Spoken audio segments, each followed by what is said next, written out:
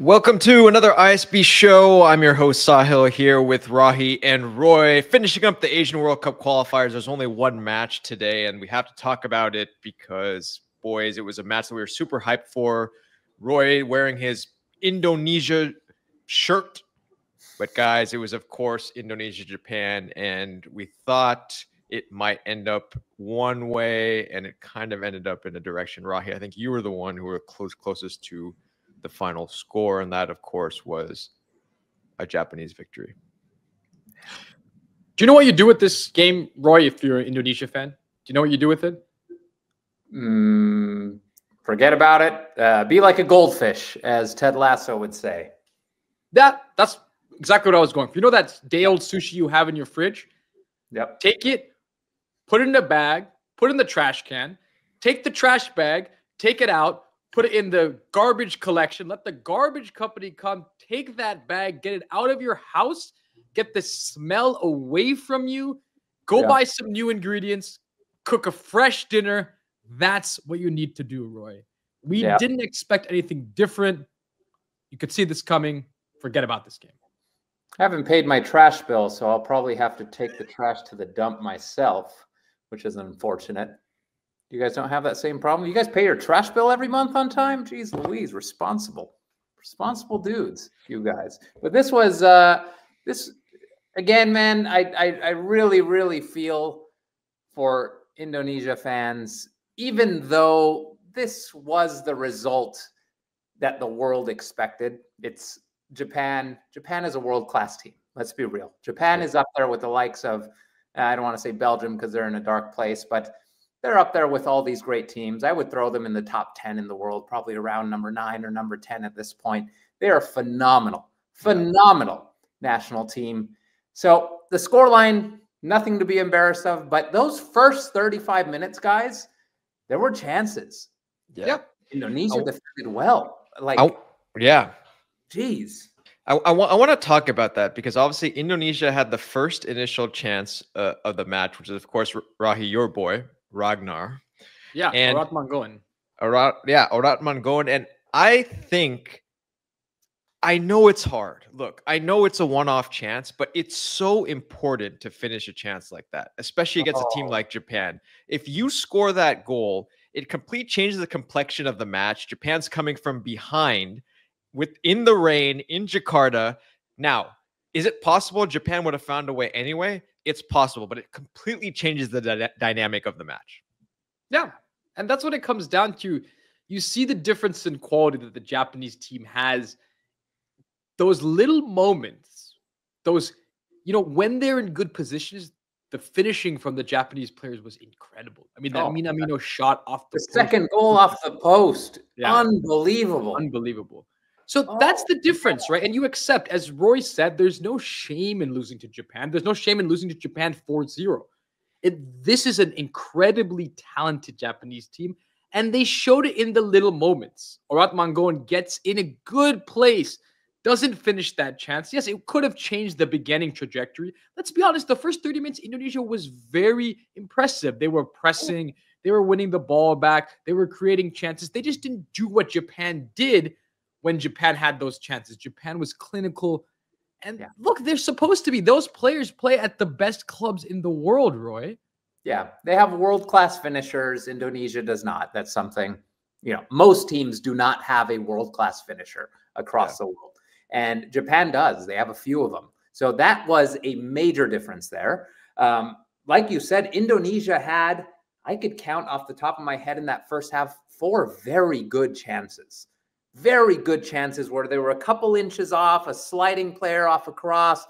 There was the play that absolutely 9 out of 10 times should be a goal. It's a one-on-one. He takes that extra touch.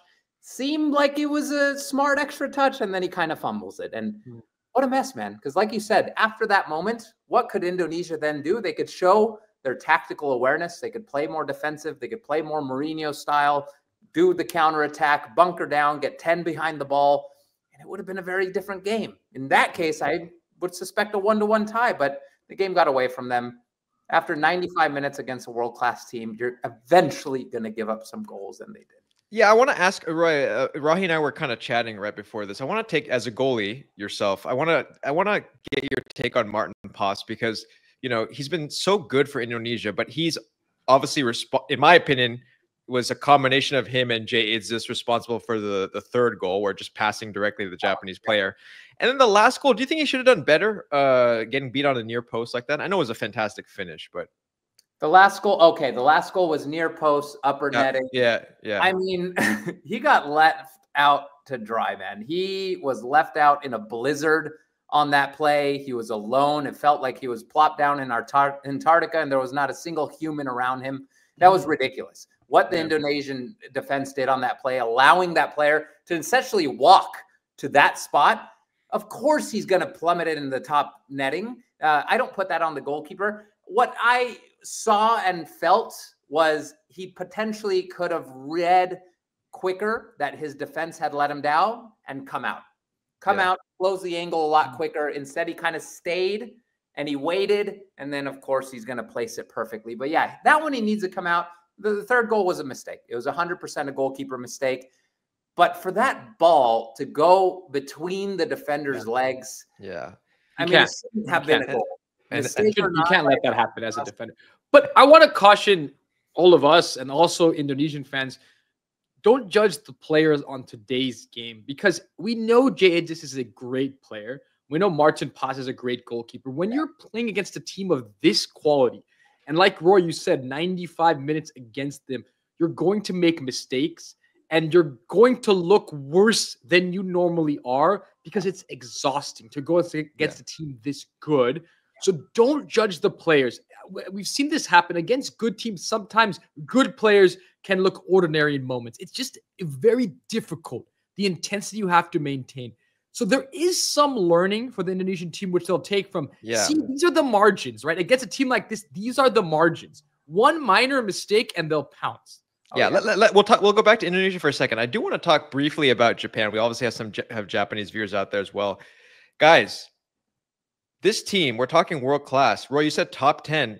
I think this team is pushing top 7, getting into that zone with performances like this. Like you said, Minamino's finish, even the first goal. Like, did you see that touch back to take it to the other side? And then the guy, a beautiful cross. This is a solid team, guys. It's an incredible team. Japanese fans, be proud of this team. It's been a very, very long time coming. Your federation has done a phenomenal job. Your equivalent of Hollywood and animators and showmakers have done a phenomenal job in integrating soccer into the culture and making it an important part of kids' childhoods. This is all bearing fruit. Everything Japan has done to push this sport, to promote this sport, countries around the world, Indonesia, India, any country looking to build their national team should look at the blueprint Japan has created. Huge round of applause to you guys, because what a phenomenal past 20 years, the growth and the sustained growth. This doesn't feel like it's going to be a golden generation. It feels like this is the first of many. Yeah. There's a lot to take, because I think for Japanese fans, at times in the past, despite how talented they've been, they've struggled to be this professional, even domestically, right? So even in the Asian region, they have struggled to dispatch opponents so easily, right? Even the Asia Cup we look at, they didn't do as well as they should have. Now, for the first time in a long time, we're seeing them next opponent, 4-0. Next opponent, 3-0, right? It's clear, it's professional, it's simple. This is another level for this Japanese team. And the reason I would say hold your horses on the top 7 talk is because that's the first stage. Figure out your region and dominate. And they are dominating now. Now, the next question is, can you do it against the rest of the world? And that is now the question for this team, because there is no uncertainty as to who's the class in Asia. It's Japan. Yeah, 100%. Wait a second. They have to beat teams outside of Asia. They have in friendlies, Germany, of course, notably. They beat Spain. But let's see it done at a tournament level, and you need that one signature knockout performance. Then we can say that.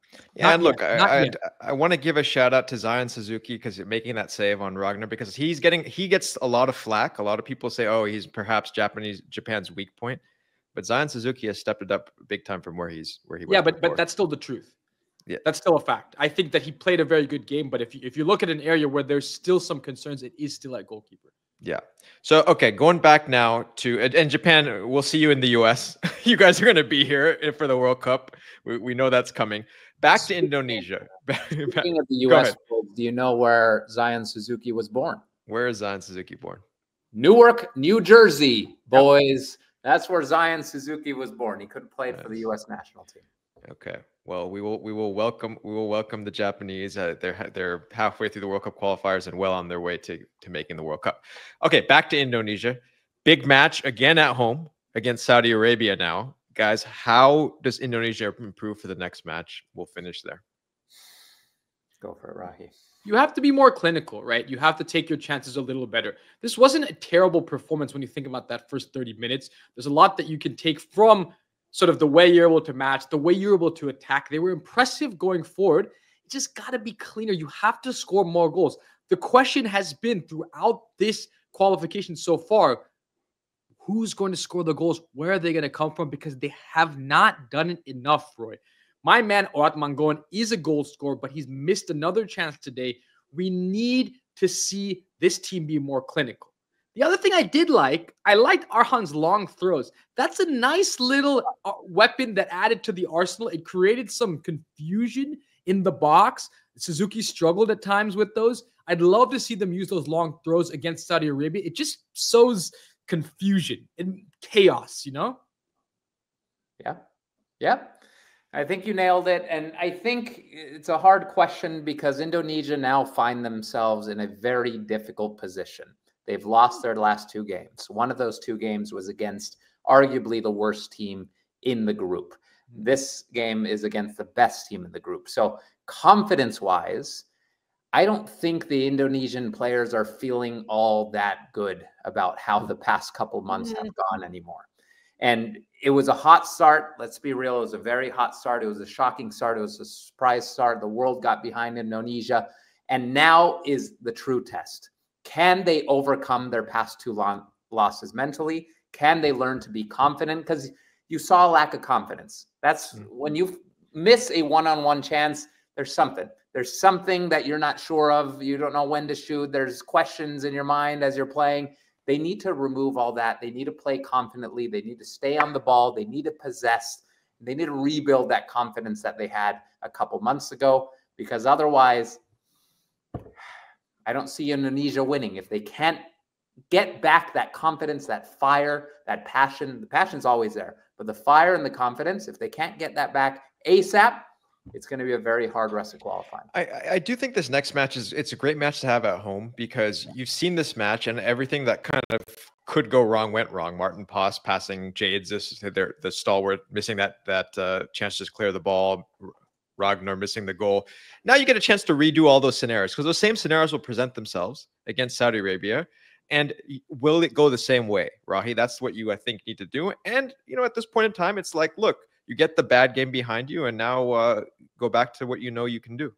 Someone needs to get hot, right? From a goal scoring perspective. Maybe it's strike. Someone has to find the goals for this team, and that could change the conversation. Because right now, you're creating enough, in my opinion. You're not finishing enough. And the best thing you can find is somebody who's scoring when the chance isn't even there, right? And so you need goals. Goals make the whole process so much easier. Defensively, once again, I've been pretty impressed, right? It just is a rock in the back. Actually, I thought Tom Hay does a nice job sort of in that sort of deep midfield role. I'm not so concerned about the way this team defends, and Martin Paz will have another good game in the next game. I wouldn't worry about that. Yep. I'm worried again about the goals. Take the pressure off a little bit. Yep. Find a way to score goals. It could be set pieces, right? The long throws. There's got to be something that you can unlock because otherwise it's very difficult. Yep. All right. So moving on now into all the Japanese fans, congratulations. Like we mentioned, you are well on your way to the World Cup. And for the Indonesian fans out there, big match coming up against Saudi Arabia. We will, of course, cover that. Final thoughts, boys, as we head off into the night. Ignore this one. You want to go first, Rocky? You got your final thought? Well, I want you to go last because you got the shirt on. I want you to give the closing message. All right. I would say, do not despair yet. Forget this game. We always knew this was going to happen. It's now about Saudi Arabia. This is a game. Get up for it. The fans are going to be loud. The energy is going to be good. This is a chance. Just a chance, Roy. That's all you ask for. All right, Roy, take us away. Yep. All I got to say is believe. Believe in this team. Believe that what seems impossible is truly possible given the talent you have on this squad. And don't forget, Kamu adalah pejuang. As you know, Rocky and Sahil, that is a message to the Indonesian national team, to the Indonesian fans. It is you are warriors. Do not forget that, because the moment you forget that, that's when you bounce out of this tournament and you're no longer qualifying for the World Cup. So don't forget the reality that you are warriors. Let's go, Indonesia. I'm rooting for you from the United States. Let's go. You need to go to the next class of your Indonesian lessons because they keep teaching you the same thing.